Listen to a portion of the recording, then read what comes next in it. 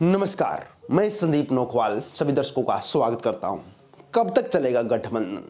सभी के मन में एक सवाल है। काफी आशंकाएं लगाई गई थी राजस्थान चुनाव के समय कि गठबंधन अप्रैल तक खत्म हो जाएगा। मैंने खुद यहां पर नेताओं की सर्वेक्षण कर या जायजा लेकर खुद कहा था कि गठबंधन अप्रैल तक खत्म हो जाएगा।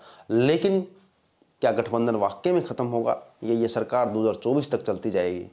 आपको बता दें कि बड़ी रिपोर्ट निकलकर सामने है कि जेजेपी कोशिश कर रही है कि बीजेपी के साथ लगी रहे, और ये चीज़ आपको हरियाणा के अंदर लोकसभा चुनाव के अंदर देखने को मिल जाएगी। और हरियाणा के विधानसभा चुनाव के अंदर भी जेजेपी कोशिश कर रहे हैं, यानी जेजेपी के नेता यही रिपोर्ट निकलकर सामने आ रही है कि हमें तो 5 सीट दे दो, हमें तो 2 सीट दे दो, हम तो अपना गुजारा कर लेंगे। यानी जो बड़ी बड़ी ढींगे मारते थे कि हमें 50% सीटें चाहिए, राजस्थान के अंदर हमें इतनी सीटें चाहिए, अब हरियाणा के अंदर ऐसी बातें निकलकर सामने आ रही सूत्रों के हवालों से कि हमें तो भाई 5 या 10 सीट दे दो, हम तो गुजारा कर लेंगे। लोकसभा में भाई 2 या 3 सीट दे दो, हम तो गुजारा कर लेंगे, हमें तो 50% नहीं चाहिए। तो जब ऐसी खबरें सूत्रों के हवालों से आने लगे तो आप अंदाज़ा लगा सकते हैं कि गठबंधन तो टूटने के कोई चांस ही नहीं है। गठबंधन आखिर क्यों टूटेगा?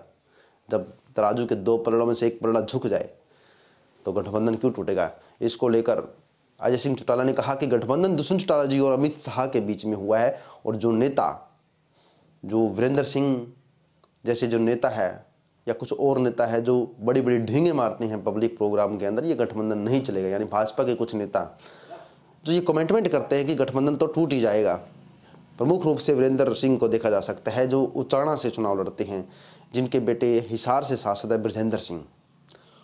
वो काफ़ी दिनों से खींचातानी में लगे हुए भाजपा के साथ। तो उसको लेकर अजय सिंह चौटाला ने कहा कि इनका खुद का ही नहीं पता कि वो भाजपा में है या कांग्रेस में है, आईएनएलडी में है, क्योंकि वो कभी आईएनएलडी के मंच पर नजर आते हैं, कभी कांग्रेस के मंच पर नजर आते हैं, तो कभी भाजपा के मंच पर नजर आते हैं, और टिप्पणियां तरह तरह की करते रहते हैं।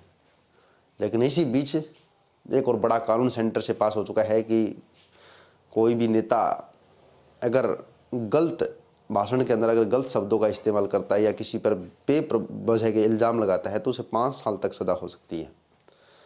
इसके बाद देखते हैं कि नेता जो बड़े बड़े ढींगे मारते हैं वो कब तक बोलेंगे, कब तक बोलते रहेंगे।